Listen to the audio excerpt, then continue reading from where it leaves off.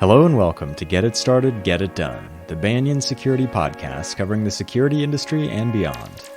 In this episode, our host and Banyan's Chief Security Officer, Den Jones, speaks with PK, Global Head of Security and Trust at Navan. We hope you enjoy this discussion between Adobe alums about the state of security as an industry, as a career, and more. Hey everybody, welcome to another episode of Get It Started, Get It Done. I am your host, Dan Jones.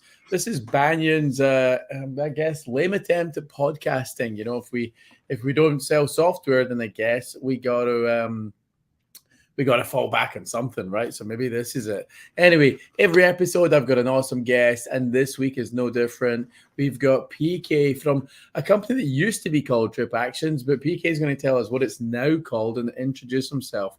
PK, over to you, big guy. Hey, Dan, good to see you. Thanks for having me. It's great to be here. Hey, folks, this is Prabhath. I go by PK. I'm the head of security and trust at Navan. The company that Dan was mentioning was called TripActions earlier. We rebranded to Navan around like a few weeks back. So I run a full spectrum, security team here with my, kind of primary objectives being that I make sure that we meet our security and privacy obligations to our, customers, investors, stakeholders, and regulators. So yeah, thanks for having me, Dan. Awesome. And your employees, I'm guessing as well, because, when I describe security programs, I'm like, we've got employee data to protect. We've got customer data to protect. Yeah. And we've also got intellectual property to protect, right? So 100%. I mentioned stakeholders. So everybody else is part of that bucket. Everyone's in that big bucket. We're like, hey, you're all stakeholders. Just pay attention. Pay attention and do your security training one more time if you don't mind. Hey, so you and I, we've met before. We are both ex-Adobe, so the Adobe alumni. And you were in the RGRC, our audit kind of team. So why don't you explain that function? And what was it you were doing there, and how did we meet, and what was the interaction between our teams? Yeah, for sure. Yeah, I mean, I'm feeling very nostalgic here. You're taking me 10 years to backward then, right? So, yeah, I think I spent a good 9+ years of my career at Adobe. When it was a very unique opportunity to be part of that business transformation at Adobe when Adobe was moving from a desktop services product kind of go-to-market offering to a cloud services model. So that kind of created a very unique opportunity from a security perspective, I think, because the way we had to think about security had to change, right? There are a lot of these kind of global regulations, both from a commercial and a regulatory perspective, that applied in order to do business. So that kind of created a need, I think, back when I remember around 2012, 13-ish, to, actually formulate a formal function around, governance, risk, and compliance. So I was kind of well positioned to be there, early days of cloud security. So there we were actually, our primary mission at that point was to ensure that we enable market access for Adobe products, and by building security controls in a uniformed manner across the cloud offerings to get all of these security compliance certifications like SOC 2, ISO, PCI, HIPAA, FedRAMP, and all of that stuff. So that was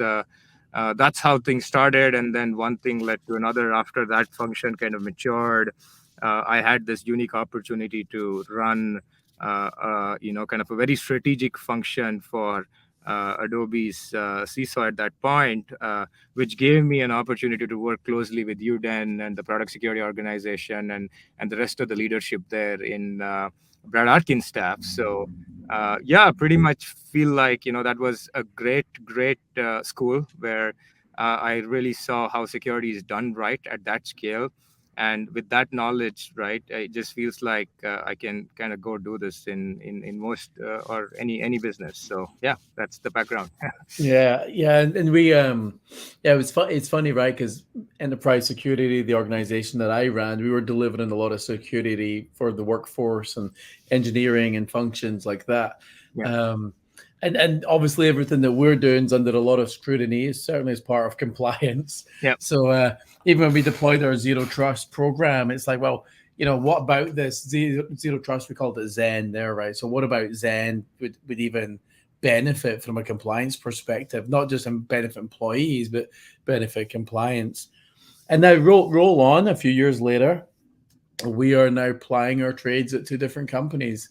You're at Navan, and I'm at Banyan. So with that, one of the things for me, I get to now engage with a lot of executives in your position, where it's like, hey, what do you think a good security program is, or what's your struggles? What keeps you up at night? So I got a few of these little gem questions that I think most people commonly ask. So I'm going to ask a couple of these ones, then we'll diverge a little bit.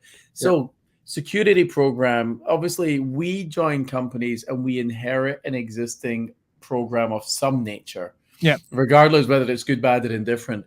So in your role, what is it you've been trying to do that you think is bringing this, a world-class program to Navan? Yeah. So the way I think about this then, and this goes back to, kind of the way we did this in Adobe, and the way, the business expansion and all that, right? Whatever you're doing from a security perspective, tech perspective, it needs to be aligned with the business, because if there is no revenue, what are you building security for? It doesn't really matter, right? So your number one objective, I feel, is to align with the business. What that means is you got to really understand what your customers are expecting. The next piece is what your investors are expecting based on who they are. Like in our case, it's mostly VC funded hypergrowth startup, and in public companies it's different. And then lastly, your other stakeholders, right, like employees and regulators and all of that. Now, when you think about it from that mindset, you will probably think of three main things that you need to do in each of those buckets. And that's how I drive, security overall, right? Like just to give some examples, customers are expecting us to build a secure product, right? And enable customer trust. So product security becomes extremely important to make sure that, especially in this, microservices-based distributed architecture, how you're deploying code into, through a CI/CD pipeline and all of that, that becomes very critical. Your application security piece becomes very critical, so you double down on that. And then, of course, if you look at all the recent breaches, right, it mostly happening through like the common trend is an MFA bypass, business email compromise. So, of course, your investors are expecting you to protect the company. So you got to think about, okay, how do you protect against that? That's where your zero trust piece comes into play. And then lastly, the regulators, right? All the compliance certifications and all that side of the house. So it all revolves around these stakeholders, and that's how I derive various functions. I primarily have three buckets. That's how I categorize it. One is GRC and trust, which is all the field enablement and compliance. Product platform security, which is the function that closely works with the engineering side of the house, the CTO's organization, building product security, platform security, cloud security. And lastly, enterprise security, detection and response function, which is working with the IT organization with all the endpoint, email, zero trust, all that stuff. And then the detection and the response pieces as well, and threat hunting. So that's how I, kind of logically segregated it in my mind. Yeah. And awesome. Yeah. And I was just thinking, it's like, so Navan's a really disruptive but hyper growth company, right? So you're disruptive in the market, you're growing really fast. And you and I know this from our Adobe days, right? You're one day you're not really a target because you're not in anybody's mind. And the next day you feel like you're everybody's target. So as you kind of go through that, how do you think, or do you think that changes your approach or your risk profile as you're trying to make sure you keep the company safe?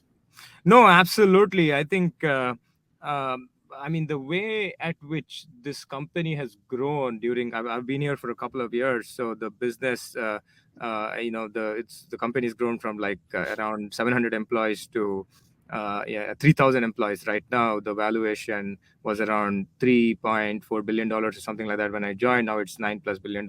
We have 10,000 plus customers. At this scale, every time I do a risk assessment, that's outdated in a few days, right? Because the business priorities are constantly changing. We are innovating, we're disrupting, bringing in new functionality features into the product. So it's extremely critical to keep a close pulse on the business side of things, what the business strategy is and what the product strategy is, and then constantly do a continuous risk assessment. It's almost like it needs to be running on the back of my mind and my leader's mind for their respective areas all the time, right? I call it as like an agile risk assessment, right? And you Yeah. can't really use a framework for that. It's a very pragmatic, agile risk assessment that you need to do and pivot your strategy based on where the business wants to go to protect the company. Yeah. Yeah, no, that's awesome. And then okay, so one thing, it's been really hard to nail you down because you're a very busy character. So you've been traveling a lot. I think was YL, was that the last trip you're on? And I don't know if everybody knows really what that is. So can you explain a little bit about what that event is? Yeah, so I was actually in Tel Aviv. So we have a lot of business operations in Tel Aviv. Navan has a site in Tel Aviv where we do a lot of R&D work. So I'm actually trying to build some presence there as well, especially on the product security side of the house. So I was there primarily for that, but I did get invited. There was a cyber tech conference that was going on when I was there, so I just got invited to do this panel with the YL Ventures and a few other venture capitalists, security VCs like Sin Ventures, Night Dragon, and the beauty of it was there was Brad Arkin there, who we worked with in the past in Adobe. So it was a fun time. It was a great panel between like VCs and Brad there, and a bunch of kind of startup CEOs in the audience asking questions. It was a lot of fun. Yeah, and Tel Aviv is just an amazing place. Then the Yeah. entrepreneurial mindset, and especially for like on the security side of the house, the problem solver, the entrepreneurial mindset, any problem you can think of, there's a company there. A lot of them, multiple solutions. In some cases, they're trying to compete with each other. The spirit there is just incredible. Yeah, yeah. Yeah, they've got a huge, I mean, from a security perspective and the startup scene and everything like that. And I've worked, especially more in my Adobe days, with a lot of the teams, and Team 8 is a group that come to mind that are based out there, right? And it's like they're doing some fantastic work. So Yep. it's great. It's great to see that. And I've never been there. I was meant to have gone just before COVID, and then that fell through. So Yep. hopefully next year or so I'll make it out. Yep. Now, you've gone through. I mean, you and I have gone through this kind of aspiring career journey, and we were blessed at Adobe to be given lots of opportunities for growth and learning and stuff, and career movement. So that was awesome. But if you're going to give one piece of advice to people if they're trying to go through a career path similar to ours, where they end up landing like a CISO level job, Yeah. what would that one bit of advice be?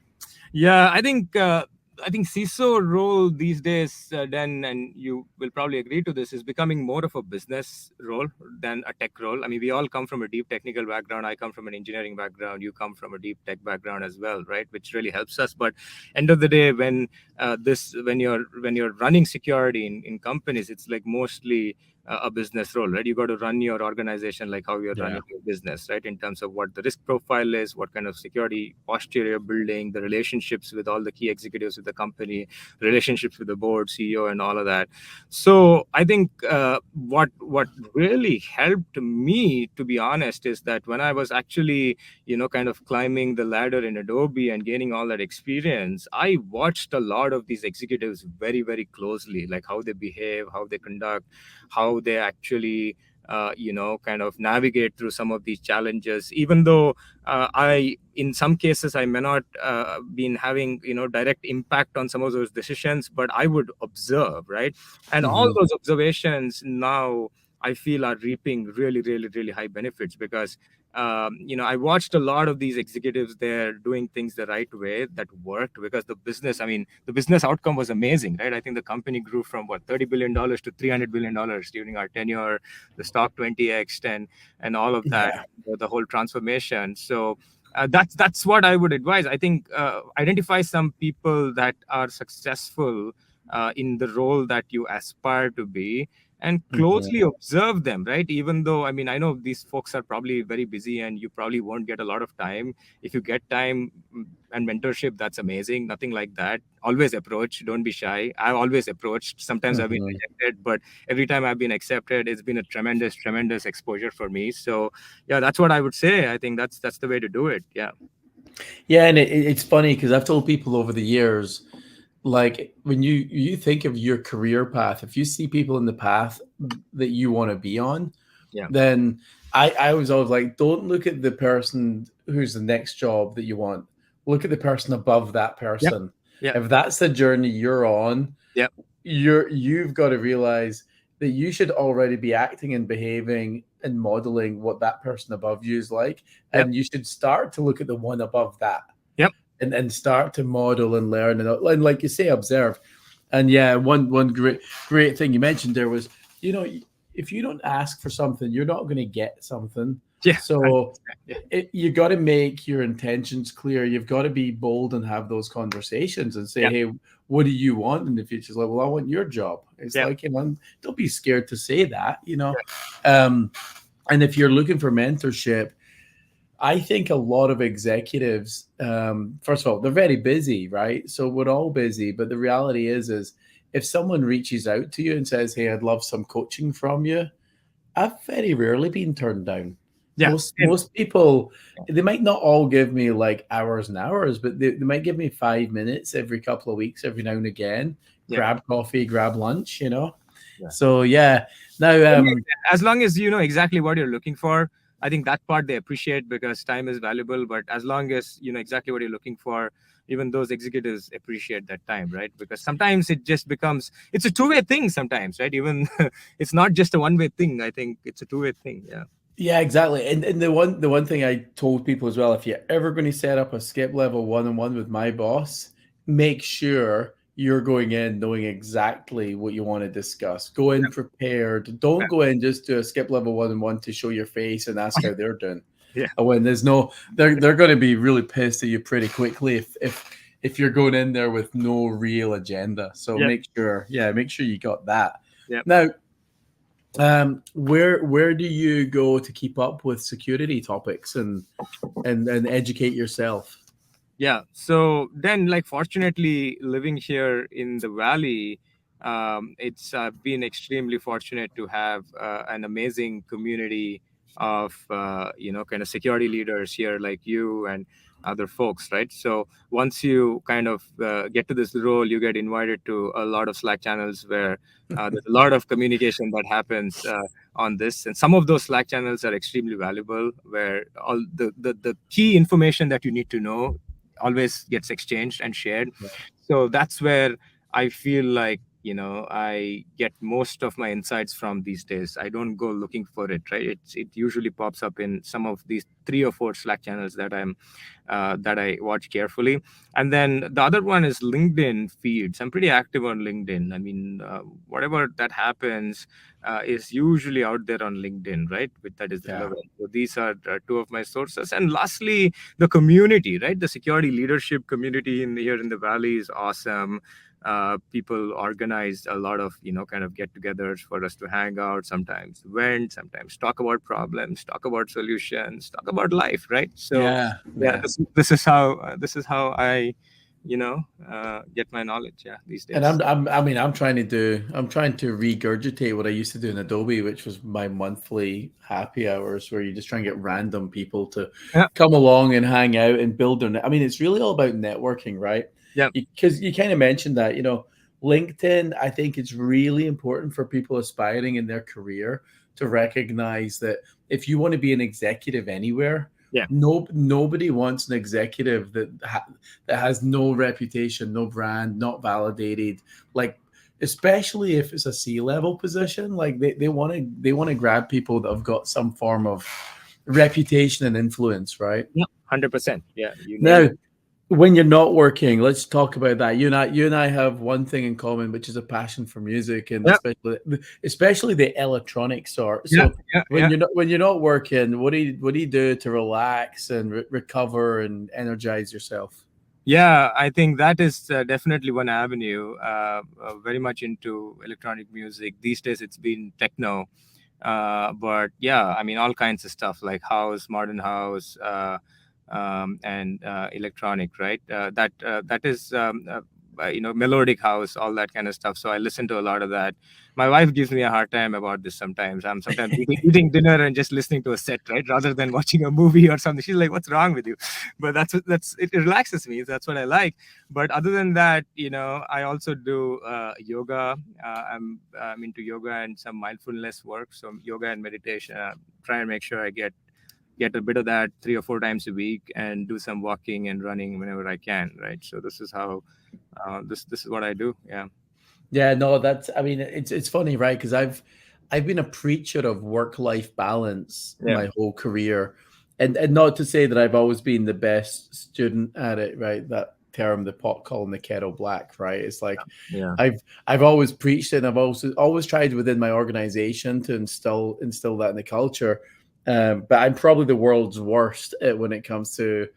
I remember a coach once said to me, "I need to meditate." She was, yeah, Victoria. She was a brilliant coach for me, and she's like, "Oh, you need to meditate, like every day. Try and find like 5 minutes." Yeah. And So the life of me, 20 years later, I'm still not bloody doing it. But I know I should do it. yeah.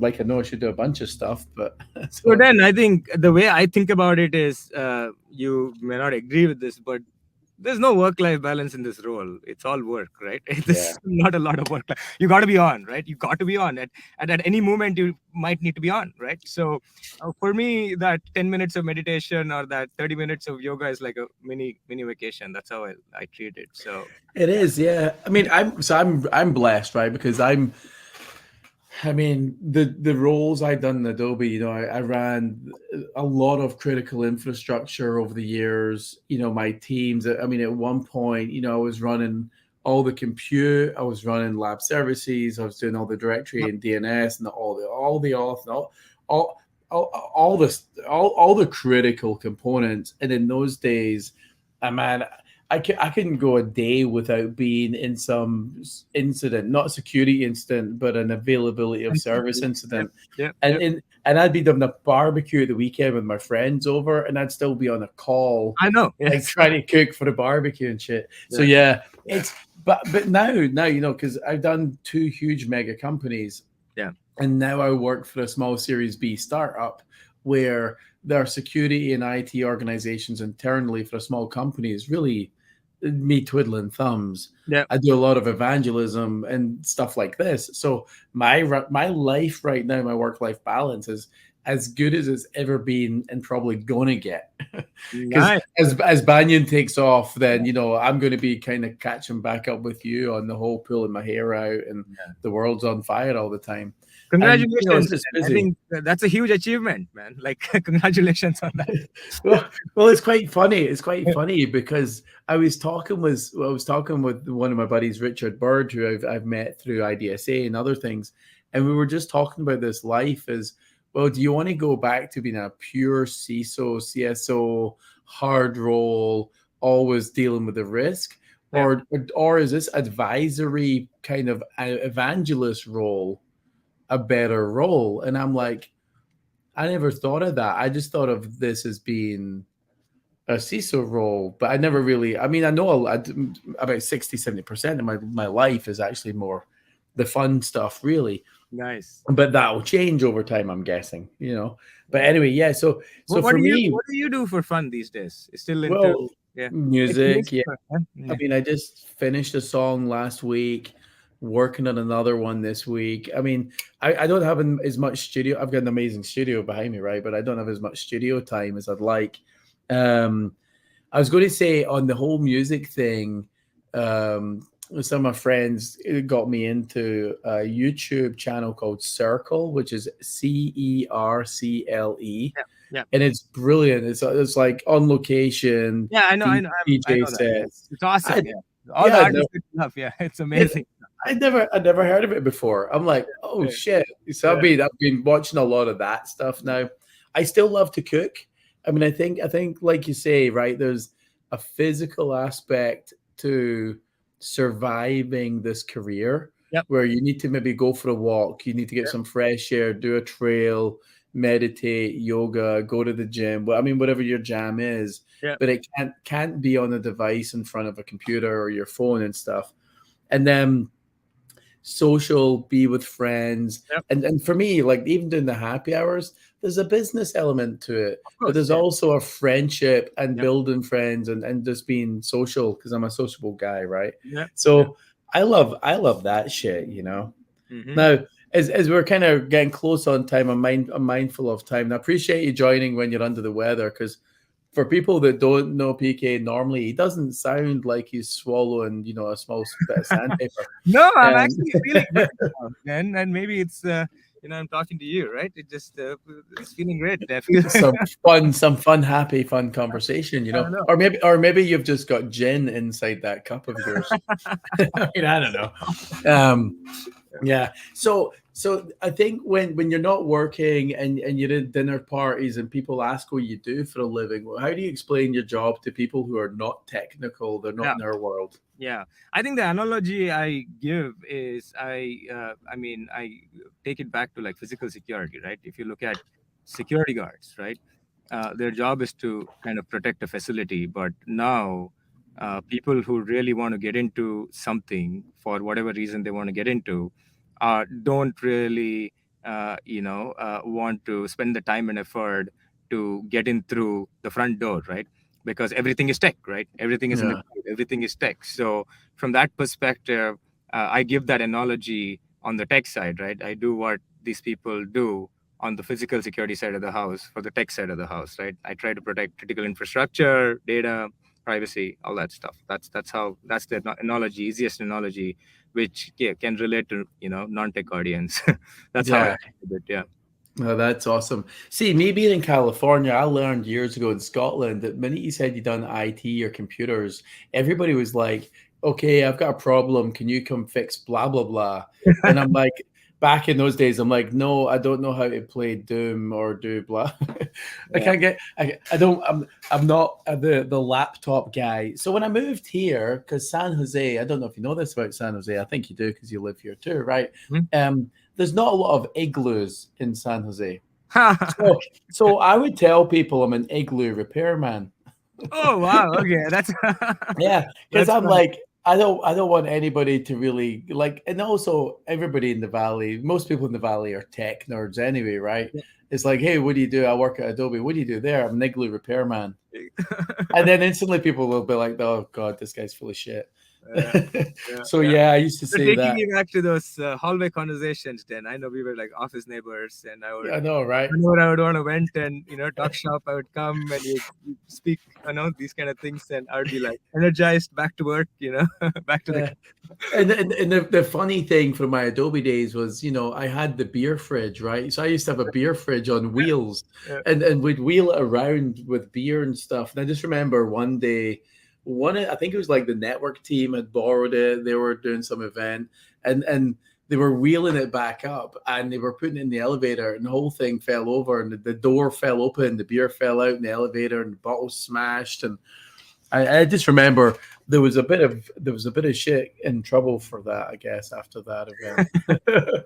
No more wheeling the beer fridge around. Yeah. So yeah. So look, hey, thank you for your time. Really appreciate catching up, having you on the podcast. I know I want to catch up in person and grab drinks and stuff, but Yep. great having you on the show. I would love you to give the audience one piece of advice, one takeaway from our discussion.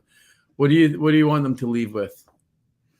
Yeah, I think that's a good question, right? In the context of security or general? Yeah, security, life. I mean, you can talk about unicorns for all I care. Yeah, I mean, yeah, I think what I would say is not to take yourself too seriously, right? That's one advice I would give, right? I think nobody is invincible in this world. I know sometimes we get too passionate about stuff and too into stuff, which is good, right? That's why we are in this profession or whatever we are doing. But remember that end of the day, don't take yourself too seriously, right? Have a little fun. That's what I would say. Yeah. Awesome. Appreciate it. Thank you very much for being on the show. Appreciate it. And everyone, hope you enjoyed it, and we'll catch you next time. Thanks. Yes. Thanks for having me, Dan. It was a Thank you. pleasure. Of course. Pleasure, man. Thanks for listening. To learn more about Banyan Security and find future episodes of the podcast, please visit us at banyansecurity.io. Special thanks to Urban Punks for providing the music for this episode. You can find their track Summer Silk and all their music at urbanpunks.com.